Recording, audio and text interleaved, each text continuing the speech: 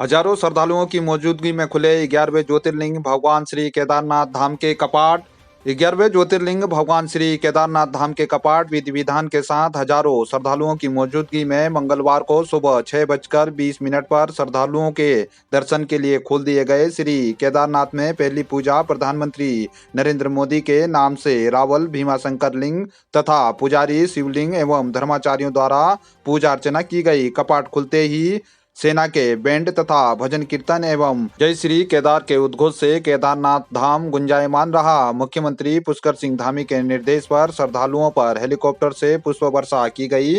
मुख्यमंत्री पुष्कर धामी ने भी बाबा केदार की पूजा अर्चना कर देश की सुख शांति और समृद्धि की कामना की। बाबा केदार का ये प्रांगण 2013 की आपदा के बाद पूरी तरह से क्षतिग्रस्त हो गया था। हमारे देश के यशस्वी प्रधानमंत्री आदरणीय मोदी जी के नेतृत्व में और उनके निर्देशन में केदारपुरी का भव्य और दिव्य निर्माण हुआ है। आने वाले समय में जल्दी ही आने वाले वर्षों में केदारपुरी तक की यात्रा रोपवे से हो पाएगी और इस बार हम लोगों ने प्रयास किया है कि सभी जो यात्रा में सहयोग करने वाले लोग हैं, सामाजिक संगठन हैं, स्वयंसेवी संस्थाएं हैं, सबके सहयोग से ये यात्रा हमारी सभी के लिए सुगम होगी, सबके लिए सरल होगी, आसान होगी और सारे प्रबंध जितने भी पिछले वर्षों के अनुभव से हम सबको प्राप्त हुए हैं उसको आगे बढ़ाने का काम यहाँ पर किया गया है। क्योंकि मौसम की बर्फबारी के कारण से अभी यात्रा में थोड़ा सा परेशानी है। सभी श्रद्धालुओं से भी और आने वाले जो आस्थावान लोग हैं मैं उन सबसे अपील भी करता हूँ कि मौसम की जानकारी करने के बाद ही अपनी यात्रा को आगे बढ़ाएं। बाकी दो धामों में यात्रा सुचारू रूप से चल रही है, गंगोत्री और यमुनोत्री में। बाबा केदार में भी आज बहुत खुशनुमा माहौल है। बाबा की कृपा से सभी की यात्रा मंगलमय हो।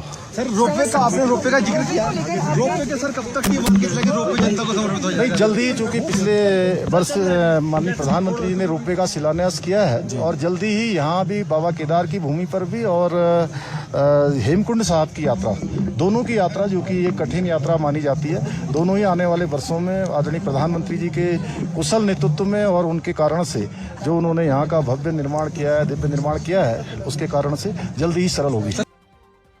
दूसरे दिन भी मिलिट्री स्टेशन में सेना पोर्टर भर्ती रही जारी। विभिन्न प्रदेशों के सैकड़ों युवाओं ने किया प्रतिभाग। सेना के द्वारा धारचूला मिलिट्री स्टेशन में पोर्टरों के 600 पदों के लिए भर्ती की प्रक्रिया दूसरे दिन भी जारी रही, जिसमें बड़ी संख्या में देश के विभिन्न राज्यों पंजाब, मध्य प्रदेश, उत्तर प्रदेश, बिहार, हरियाणा, राजस्थान, हिमाचल प्रदेश सहित अन्य राज्यों से हजारों की संख्या में युवा धारचूला पहुंचे। मंगलवार को विभिन्न राज्यों के 700 से अधिक युवा सेना पोर्टर भर्ती की दौड़ में शामिल हुए। आपको बता दें कि भर्ती में अपनी दौड़ के लिए इंतजार करने हेतु युवा बड़ी संख्या में देर रात ही मिलिट्री स्टेशन के बाहर बड़ी संख्या में जुट रहे हैं। शराब पीकर वाहन चलाने पर जोजीबी में पुलिस ने 2 लोगों को किया गिरफ्तार, वाहन किए सीज। पुलिस अधीक्षक लोकेश्वर सिंह के आदेशानुसार क्षेत्राधिकारी धारचूला नरेंद्र पंत के पर्यवेक्षण में होटल ढाबों की आड़ में अवैध रूप से लोगों को शराब पिलाने, अवैध शराब की बिक्री तस्करी करने वालों तथा शराब पीकर वाहन चलाने, शांति व्यवस्था भंग करने वालों के विरुद्ध चलाए जा रहे सघन अभियान के तहत प्रभारी निरीक्षक थाना जोजीबी संजीव कुमार के नेतृत्व में पुलिस टीम द्वारा शराब पीकर वाहन चलाने पर 2 वाहन चालकों संदीप कुमार पुत्र मनोहर राम निवासी हाटथरप, दान सिंह पुत्र त्रिलोक सिंह निवासी द्वितीय बगड़ को गिरफ्तार कर दोनों के वाहनों को सीज किया गया है। कोतवाल संजीव कुमार ने कहा कि नियमों का उल्लंघन करने वालों पर पुलिस के द्वारा आगे भी सख्त कार्रवाई जारी रहेगी। पीडब्ल्यूडी गेस्ट हाउस में हुई बीजेपी कार्यकर्ताओं की बैठक। 30 अप्रैल को ब्लॉक सभागार में बड़ी संख्या में लोग सुनेंगे पीएम मोदी की मन की बात। बीजेपी नगर मंडल के अध्यक्ष महेश गर्ब्याल के नेतृत्व में पीडब्ल्यूडी गेस्ट हाउस धारचूला में कार्यकर्ताओं की बैठक आयोजित की गई, जिसमें 30 अप्रैल को प्रधानमंत्री नरेंद्र मोदी के द्वारा मन की बात के 100वें एपिसोड पर ब्लॉक सभागार में भव्य कार्यक्रम आयोजित कर प्रधानमंत्री के संबोधन को सुनने की योजना बनाई गई। इस दौरान कार्यक्रम में बीजेपी के पुरातन कार्यकर्ताओं को सम्मानित भी किया जाएगा। बैठक में बड़ी संख्या में महिला मोर्चा सहित बीजेपी के पदाधिकारी मौजूद रहे। हमारे देश के प्रधानमंत्री श्री नरेंद्र मोदी जी के मन की बात का 100वां एपिसोड होना है।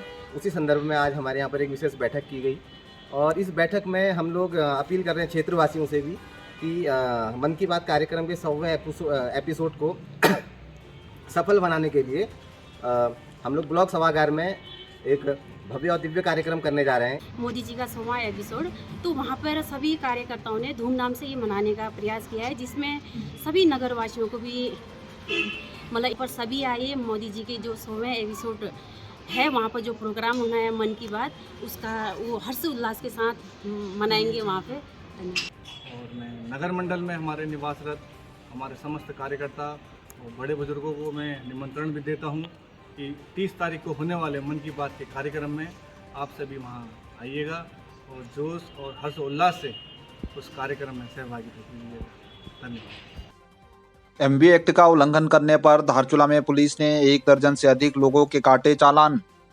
धारचूला कोतवाली के एसआई प्रदीप कुमार के नेतृत्व में पुलिस टीम के द्वारा नगर पालिका धारचूला के विभिन्न स्थानों पर सघन चेकिंग अभियान चलाकर चेकिंग के दौरान एमबी एक्ट का उल्लंघन करने वाले 1 दर्जन से अधिक वाहन चालकों का चालान काटा गया। धारचूला पुलिस के द्वारा क्षेत्रवासियों से सभी की सुरक्षा को ध्यान में रखते हुए ट्रैफिक नियमों का पालन करने की अपील करते हुए आगे भी नियमों का उल्लंघन करने वालों पर सख्त कार्रवाई जारी रखने की बात कही गई है।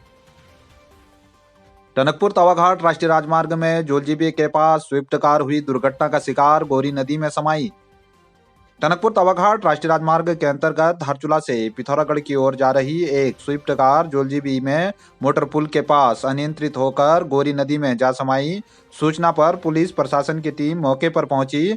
गनीमत रही कि वाहन के एयर बैग खुल जाने से कार में सवार दोनों लोग सुरक्षित हैं। कार का दरवाजा खोलकर दोनों खुद ही गोरी नदी में तैरकर सुरक्षित बाहर निकल आए।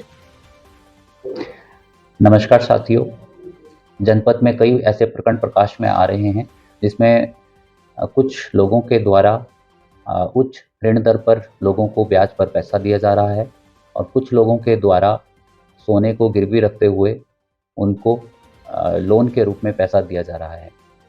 मेरा समस्त जनता से अनुरोध है कि ये एक गैरकानूनी कार्य है और यदि कोई इस व्यक्ति इस प्रकार का कार्य कर रहा है तो उनके विरुद्ध कानूनी कार्रवाई अमल में लाई जा सकती है। जनपद की फाइनेंशियल फ्रॉड यूनिट के द्वारा इस वर्ष में कुल 21 लाख रुपए भी बरामद कर लोगों को वापस करवाए गए हैं। मेरा समस्त जनता से अनुरोध है, यदि आपके आसपास कोई ऐसा व्यक्ति है जो इस प्रकार का कार्य कर रहा है और लोगों के साथ ठगी कर रहा है, उसकी सूचना तुरंत पुलिस को दें। जनपद के कंट्रोल रूम और 112 हेल्पलाइन पर आप ये सूचना दे सकते हैं। सचेत रहें, सजग रहें, सावधान रहें। जय हिंद।